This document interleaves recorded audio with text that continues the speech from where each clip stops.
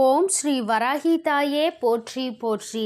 என் அன்பு பிள்ளையே, ஒரு முக்கியமான செய்தியை இன்று உன்னிடம் சொல்வதற்காக உன் வராகி அம்மா நான் வந்திருக்கிறேன். ஏனென்றால் நான் கண்ட காட்சி ஒன்று என்னை கண்கலங்க வைத்துவிட்டது. அதை உன்னிடத்தில் சொல்லிவிட வேண்டும் என்றுதான் அம்மா வந்திருக்கிறேன். என்னை விட்டு பிரிந்து சென்ற உன்னுடைய துணையினுடைய இல்லத்திற்கு அம்மா சென்றிருந்தேன்.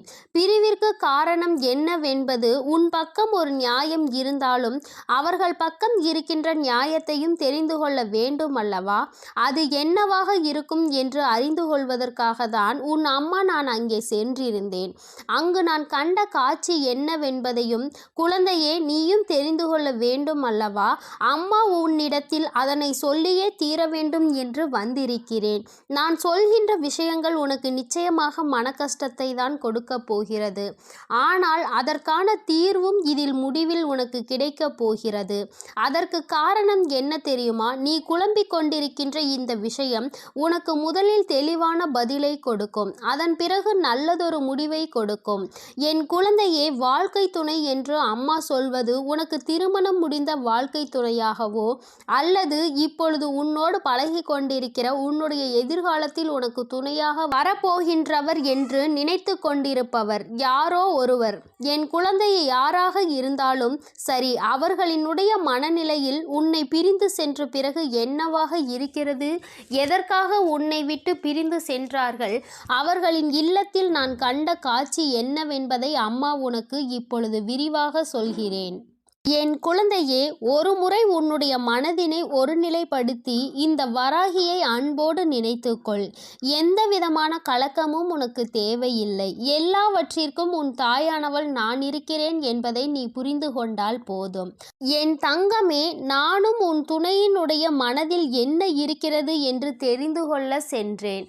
அங்கே உன்னுடைய துணை என் மனதை தவிர மற்றவர்களின் மனதில் என்ன இருக்கிறது என்பதை அறிந்து கொண்டு உன் அம்மா இப்பொழுது வந்திருக்கிறேன்.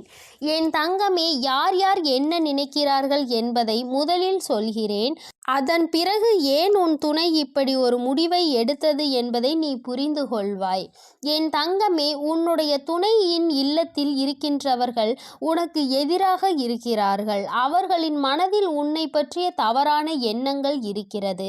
அதற்கு காரணம் நீ பேசிய சில வார்த்தைகள். நீ பேசியது நியாயமாகவே இருந்தாலும், உன் பக்கம் நியாயம் இருந்தாலும் அது அவர்கள் பக்கம் தவறாக தான் தெரிகின்றது. ஏனென்றால் எல்லோருமே தான் நினைப்பதுதான் சரி என்று நினைக்கிறார்கள் அல்லவா? அவர்களினுடைய எண்ணங்களும் அப்படிதான் இருந்து கொண்டிருக்கிறது. என் தங்கமே, அது மட்டும் அல்ல, அவர்களுக்குள் ஏற்பட்ட அந்த எதிர்மறையான எண்ணத்தை உன்னுடைய துணையின் மனதில் விதைத்து கொண்டிருக்கிறார்கள். அதிகமாக உன்னுடைய துணையின் மனதில் தேவையில்லாத விஷயங்களை கலந்து கொண்டிருக்கிறார்கள். உன்னுடைய துணையோ தவறாக உன்னை பற்றி நினைப்பதற்கு என்னென்ன வழிகள் இருக்கிறதோ அத்தனை வழிகளையும் அவர்கள் கொடுக்கும் பொழுது இவரும் அப்படி இல்லை என்று சொல்லாமல் அந்த விஷயத்தை காது கொடுத்து கேட்டுக்கொண்டிருக்கின்றார். என் தங்கமே, உன்னுடைய வாழ்க்கையில் இது போன்ற ஒரு விஷயம் நடக்கிறது என்னும் பொழுது என் குழந்தை அதை உன்னால் ஏற்றுக்கொள்ள முடியாது என்பது நான் நன்கு அறிந்த விஷயம்தான். ஆனால் இவையெல்லாம் நடக்கும் பொழுது உன்னுடைய துணை அமைதி காத்ததற்கு என்ன காரணம் என்பதையும் தெரிந்து கொள்ள வேண்டுமல்லவா? எத்தனைதான் நீ அவருக்கு உயிராக இருந்தாலும் அவர்களினுடைய குடும்பம் என்று வரும்பொழுது அங்கே அவர்களினுடைய மனது சிறிதும் தடுமாற்றம் அடையத்தான் செய்கிறது. ஏனென்றால் நீ பேசிய வார்த்தைகள் அவர்களுக்கு வேதனையை கொடுத்தது என்று உன் துணையிடம் சொல்லும் பொழுது உன்னுடைய துணை என் மனதும் பெரிது சஞ்சலம் படத்தான் செய்கிறது. நம்முடைய வாழ்க்கை துணையாக காலம் முழுவதும் வரக்கூடியவர்கள் இப்பொழுதே நம் குடும்பத்தினருக்கு இடையே இத்தனை பிரச்சனைகளை ஏற்படுத்தி விட்டால் நாளை எப்படி இங்கே வந்து ஒற்றுமையாக இருக்க முடியும் என்று அவர்கள் நினைக்கிறார்கள். என் தங்கமே, அவர்களினுடைய எண்ணங்களை தவறு என்று முழுமையாக சொல்லிவிட முடியாது. நீ செய்தது சரி என்றும் முழுமையாக சொல்லிவிட முடியாது. அம்மா சொல்வது சரிதானே என்று ஒரு முறை நீ சிந்தித்து பார்.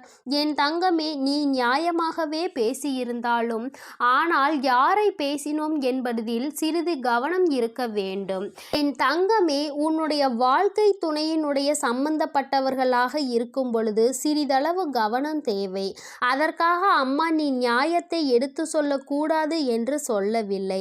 அதற்கான சரியான நேரத்தை நீ எதிர்பார்த்து நிற்க வேண்டும் என்றுதான் அம்மா சொல்கிறேன். சூழ்நிலைகள் உனக்கு சாதகமாக இல்லாத பொழுது நீ பேசியதுதான் இத்தனை பிரச்சனைகளுக்கும் காரணமாக மாறிவிட்டது.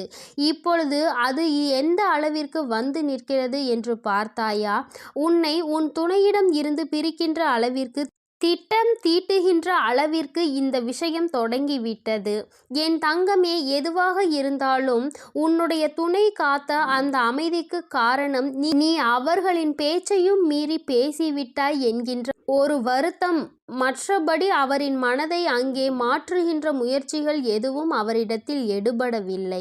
அதை அவர் காது கொடுத்தும் கேட்பது போல உட்கார்ந்து கொண்டிருக்கிறார் என்பதற்காக மேலும் மேலும் பேசிக்கொண்டே அவரினுடைய மனநிலையை மாற்ற முயற்சிகள் நடக்கிறது. ஆனால் இது பயனளிக்காது என்பதனை இப்பொழுது அவர்களுக்கு உணரத் தொடங்கிவிட்டார்கள். இருந்தாலும் நம்மால் ஆன முயற்சிகளை செய்து பார்ப்போம் என்று செய்து கொண்டிருக்கிறார்கள்.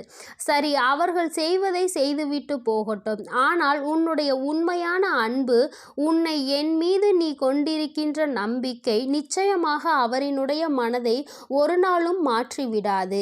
அவர்களினுடைய எண்ணங்கள் முழுவதும் அவசரப்பட்டு பேசிவிட்டாய் என்கின்ற வருத்தம்தானே தவிர அவரிடத்தில் எந்த ஒரு ஆலோசனைகளையும் கேட்கவில்லையே என்கின்ற மன கஷ்டம்தானே தவிர உன் மீது எந்தவிதமான கோபதாபங்களும் அவருக்கு இல்லை. என் தங்கமே, அதனால் இந்த உறவு மீண்டும் தொடரப்போகின்ற உறவு. இந்த பந்தம் மீண்டும் உன்னோடு காலம் முழுவதும் வரப்போகின்ற பந்தம்.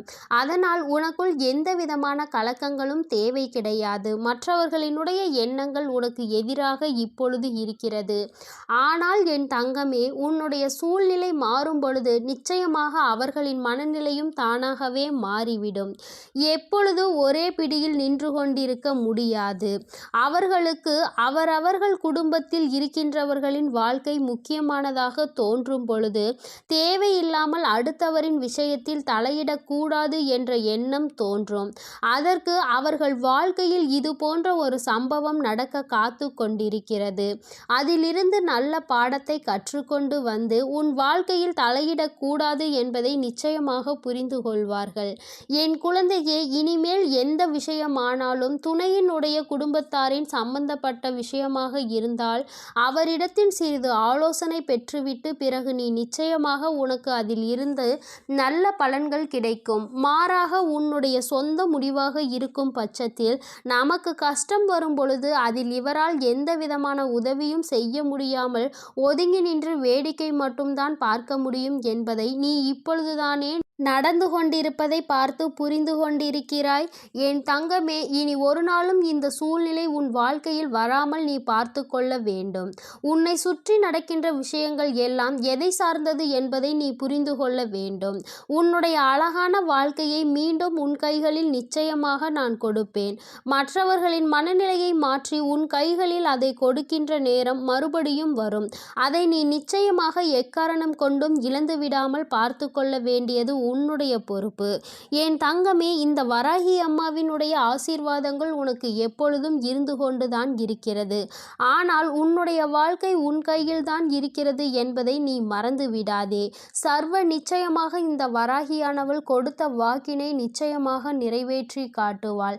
நான் உன் வாழ்க்கையை உன் கைகளில் கொடுக்கிறேன் என்று சொல்லியிருக்கிறேன் அல்லவா? சர்வ நிச்சயமாக உன் வாழ்க்கையை நான் உன் கைகளிலேயே ஒப்படைப்பேன். அதுவரையிலும் நீ சற்று பொறுமையாக நம்பிக்கையோடு காத்திருந்தால் மட்டும் போதும். நடப்பது எல்லாமே உன் வாழ்க்கையில் நிச்சயமாக நல்லதாக மட்டுமே நடக்கும். என் அன்பு பிள்ளையே, நீ எதற்காகவும் கலங்கி நிற்காதே. எதை நினைத்தும் வருத்தப்படாதே. நான் உன்னோடு இருந்து உனக்காக அனைத்து விஷயங்களையும் நல்லபடியாக செய்து கொடுப்பேன்.